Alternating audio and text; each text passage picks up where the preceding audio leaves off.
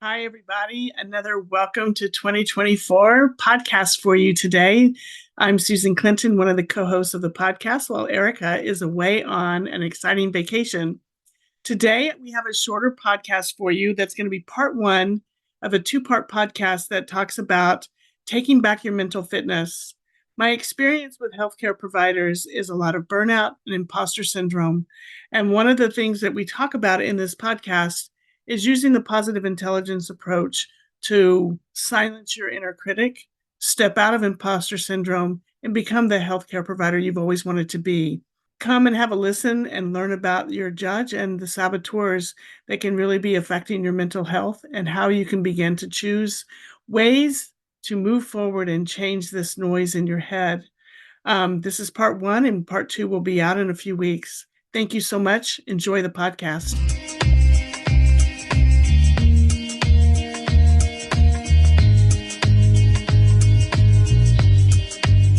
What positive intelligence is, where does it come from? What is it? How did this get created?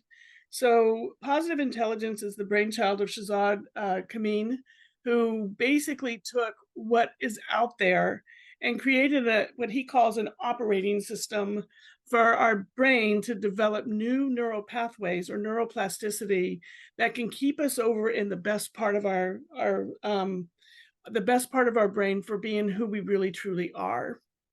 So it comes from neuroscience, it comes from cognitive behavioral psychology, it comes from positive psychology, it comes from performance science. And basically, what they did with the positive intelligence work was they drilled this down to the root cause of what was, so there's emotional intelligence out there, and you've heard all kinds of different terms and things like that. What they've done with this work is they've taken it down a step underneath to get at the root cause of what actually interferes with people's ability to access the part of their brain where we have serotonin, we have endorphins, we have oxytocin, we have where we should be getting our dopamine hits from, the part that keeps us creative, that allows us to expand and learn and step into the pure essence of who we really are supposed to be.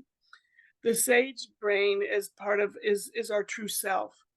What happens though, as we go through childhood, we have a survival brain that is also part of our system, and the survival brain is protective. I think all of us know this. I don't have to get into it too much. I love the terms they use in this book, though, because it's accessible to everybody, because my clients don't care about survival brain. They just want to know what do we call this and how do we deal with it? So we have the survive and the thrive brain. And what we want to do is we want to build a neuroplasticity. We want to build some neural pathways over here so that we can bypass that survival brain and really spend more of our time in our executive brain where we really can function better. So we have the survive region and we have our inner saboteurs. And our saboteurs are the voices in your head that generate negative emotion when you handle life's challenges. All right. So they exist in the brainstem, the limbic system, and parts of the left brain. These are the parts of our brain that actually get our attention when we're in trouble. Like, don't do that. Don't go there. That smell is not good. But they also like to keep control of us because the survival brain or that limbic brain and that brainstem is very, very simple. So simple that it will say to you, I don't want you to change because if you do, I don't think I can keep your heart beating. That's how ridiculously simple it is. They create stress, anxiety, self-doubt, anger, shame, guilt, frustration, and mind chatter, just that incessant mind chatter that we can't turn off. The negative emotions, like I said, are helpful for a second as they alert us to dangers or issues. We do need to have them, but they shouldn't be running the show. They are our false self. We brought these things on. We developed these saboteurs in this judge to get us through childhood. It's how we survive into adulthood. But when we get to adulthood, we no longer look like that true essence of who ourself really is. We're colored and run by the judge and the saboteur. And these emotions hurt our ability to see clearly and choose the most impactful response to situations. So that's kind of just the background of what that judge and saboteur are and where they come from. Our thrive region is our inner sage. That's our true self. And the sage actually lives in the middle prefrontal cortex. It's the empathy circuitry and the right part and parts of the right brain. So positive emotions while handling life's challenges. Empathy, compassion, gratitude, curiosity, joy of creativity, and calm, clear-headed, laser-focused action, which are, just the opposite of what the left side or the survival brain is doing there. Creativity and big picture awareness is what's important and will allow us to choose from possibilities to get to the best course of action for us in the moment. When we activate this region, we get release of endorphins that counter the negative impacts of stress-induced cortisol. So there's real bioplasticity as well as neuroplasticity that goes along with working into this neural pathway to get into this area of sage. So the idea behind it with the neuroplasticity is to really move. So we have inputs that come in here, and if we don't have a good pathway built into this positive region or to our sage region, that mid prefrontal cortex, what happens then is everything comes down and it goes to the negative side. And this pathway is quite strong on most people, unless they have done real serious work to change this.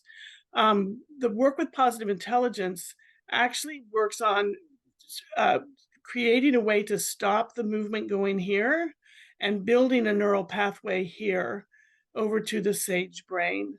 And so because of that, it becomes a 3-part type of recipe that we can use to really, really build the foundation, the neuroplastic foundation for being able to do the work like like emotional intelligence and some of the other things and a little bit more of the advanced stuff.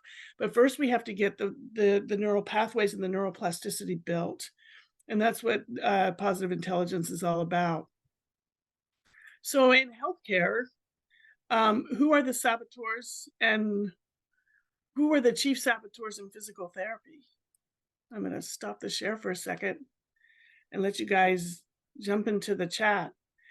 Who do you think before you even know who the saboteurs are, tell me, just kind of drop it into the chat. You can DM me specifically if you don't want the group to know, or if you just want to write it down for yourself, that's fine too. However you feel comfortable doing it. I can tell you from my perspective that my chief saboteur is the hyperachiever, and my hyperachiever always triggers my avoider every single time because I take on too much and then I don't want to do any of it.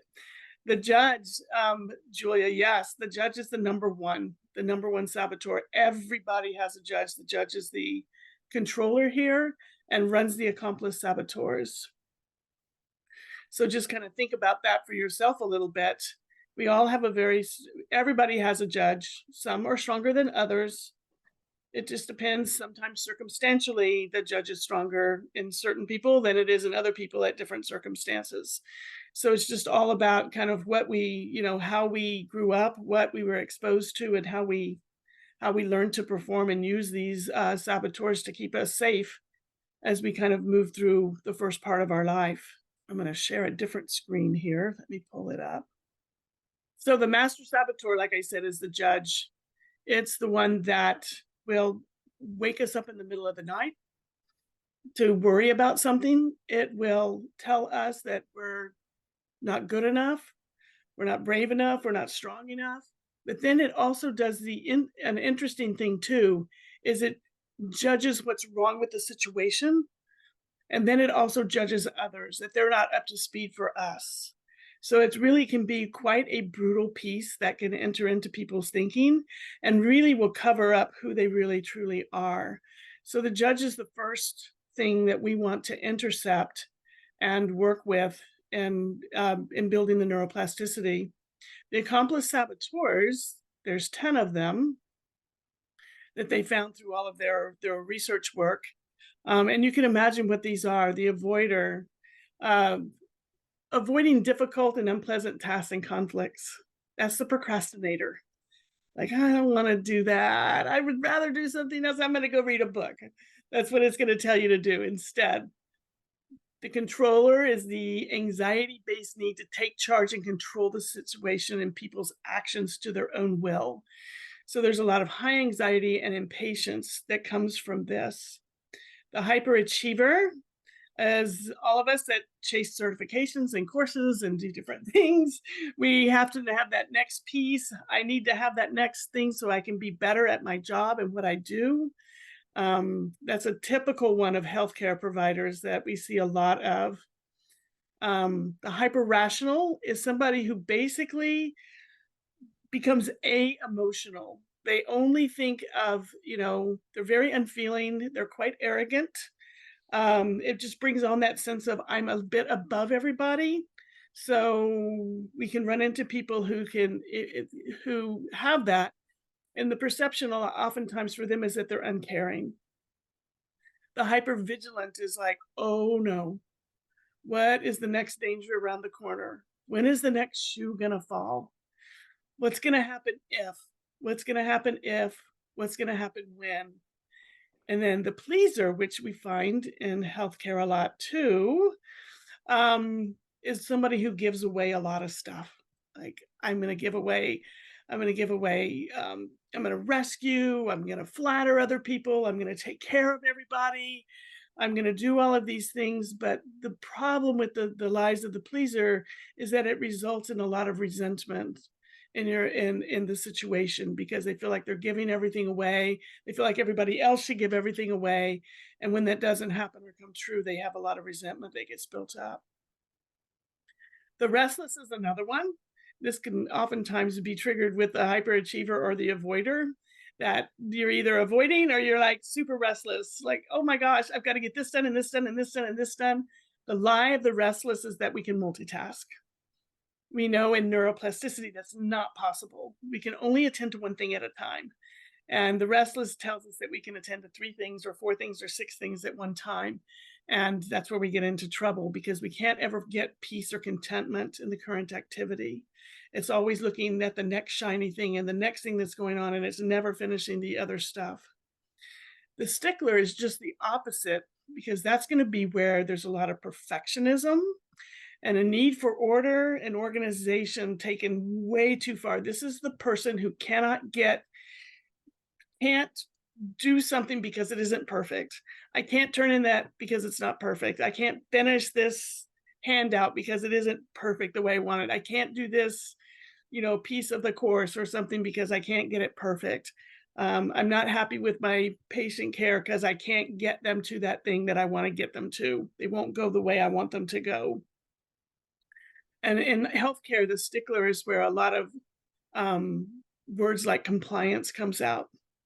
The client's non-compliant. They're not doing what I told them to do and how to do it. If they would just do that, it would be okay. It's a big accomplice with the controller, saboteur.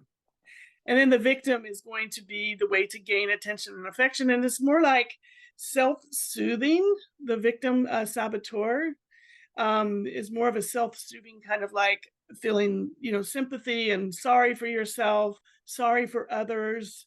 Everything is hard. We're all hard. It's all hard for all of us.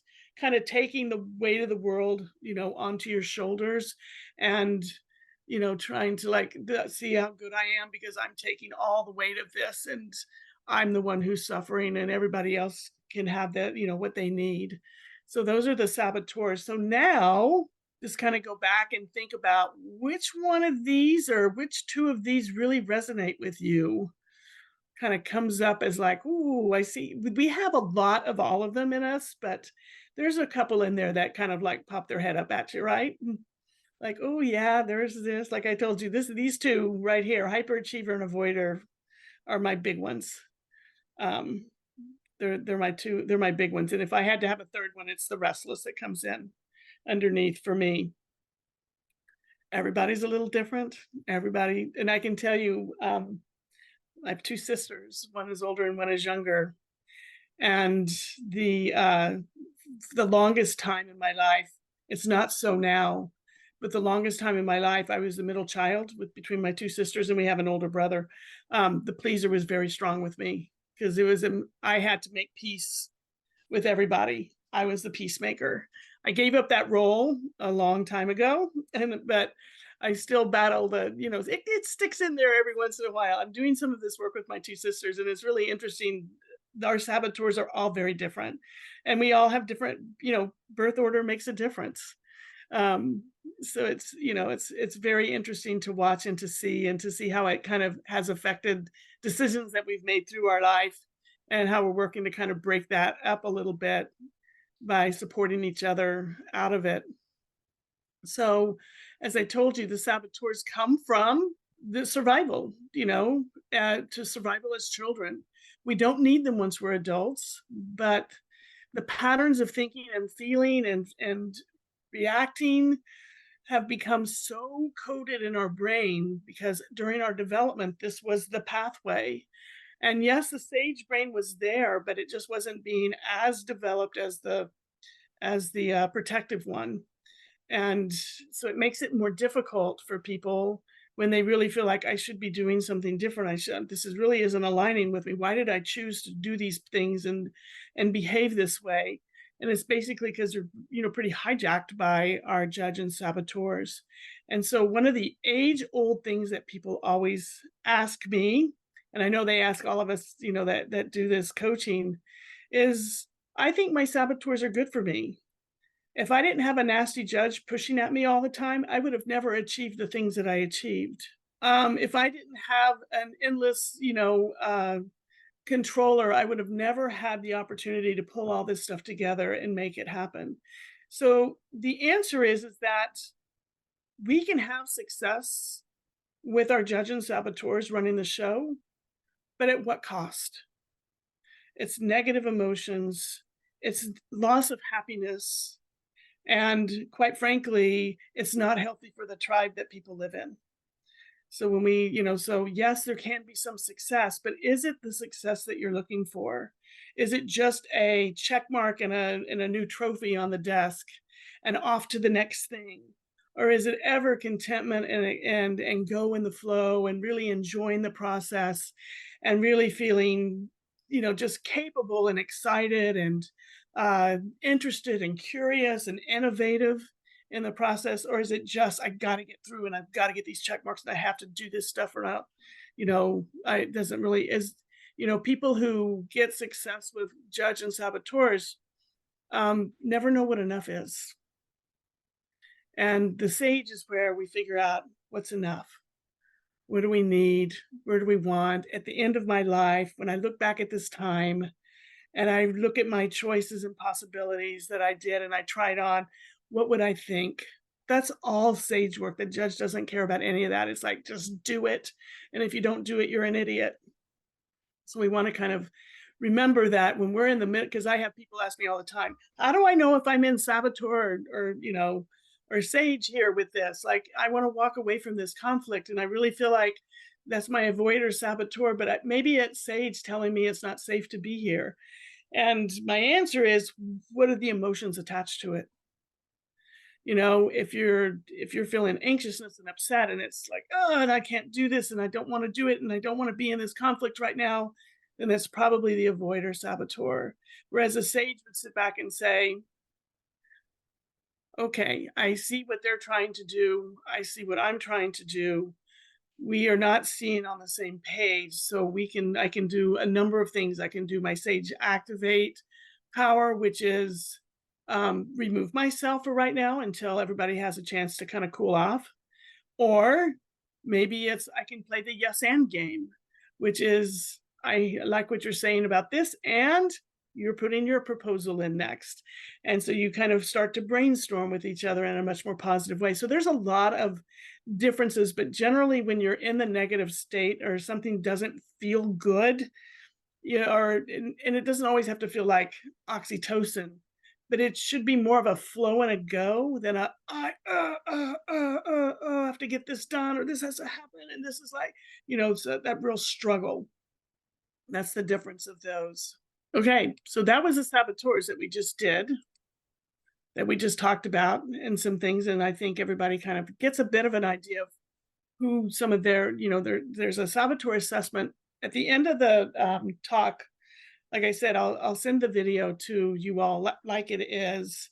But for the general public, who wants to look at the video, your faces and names are going to be out of it. And if you ask any questions, those will be de-identified and written in a transcript piece with no names on there versus so it's much more confidential. So the sage perspective and the sage powers. The sage is our own true self. And so what we want to think about is, how do we get there? And what is that going to look like for us once we get there?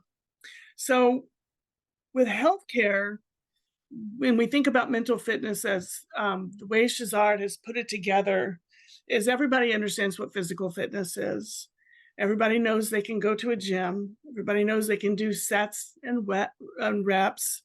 Everyone knows that it's a process, that it requires discipline. It requires, behavior change to show up, do the best you can. It requires working with different people as you advance in your skills, and it requires a commitment in order to maintain the fitness. And so for healthcare, when I talk to people about why mental fitness and healthcare, is the three things that I see more often with healthcare providers, is stress and burnout. And this work really helps increase resilience, enhance patient care. It increases effectiveness, empathy, and boundaries. Really it helps providers empower their clients in a much more different way, because they're showing up in sage, and they're not, they've got good boundaries, which means they're not carrying one client into the next room with them for the next client, so that by the end of the day, they've got every client's, stuff on top of them trying to finish out the day. And then, of course, one of the things that's so important is personal well-being. How do people feel? And what's the work-life balance? And really being able to be in sage helps people understand and work through their circumstances easier, but it also helps them gain happiness. And when people get a better PQ score, so there's a couple of assessments. I'm sorry, I should have said this at the beginning when I was talking about de-identifying. You'll get the video, but you'll also get a handout that is going to have like the saboteur assessment and how to calculate your PQ score, so you can kind of see where you are and kind of who your chief saboteurs are based on the questions that they have. So, and happy to send that to you. It's easy to do. If you want to work with me at some point, just send it to me, because we'll talk about the program in just a little bit. But anyway, these are the main things that end up coming up with every healthcare worker that I work with. And whether they're coming to me as a physical therapy client, as somebody in chronic pain, which are my two, pelvic health and chronic pain are my is my niche. That's who I work with in physical therapy. But physical therapists and occupational therapists and physicians and nurse practitioners are my, in healthcare, are who I work with for, mentoring, education, and everybody comes through with this stuff. The enhanced patient care, I'm not good enough. I'm not getting my patients better. I don't know what I'm doing. I don't know what's going on. I think I need to take another course. Stress and burnout is, I'm just not resilient enough. People are angry, they're upset, they're sad. They're like, it's a lot to take in. And then, of course, my own personal well-being is being put on the back burner, because when I leave the clinic, I'm too darn tired to go do anything else for myself, or I have to go to my next job, which is, whatever their role at home. For many people, it's very different. So, but the program, you can see that if we could battle and silence the judge and the saboteurs, do the mindfulness work to get us over to our prefrontal cortex, build that neural pathway, that mid-prefrontal cortex, we can actually have a much better discernment of what's going on around us and what sage powers to use, versus reacting with the judge and saboteur and judging the situation and judging others and judging your own performance and in judging what's happening out there in a different way.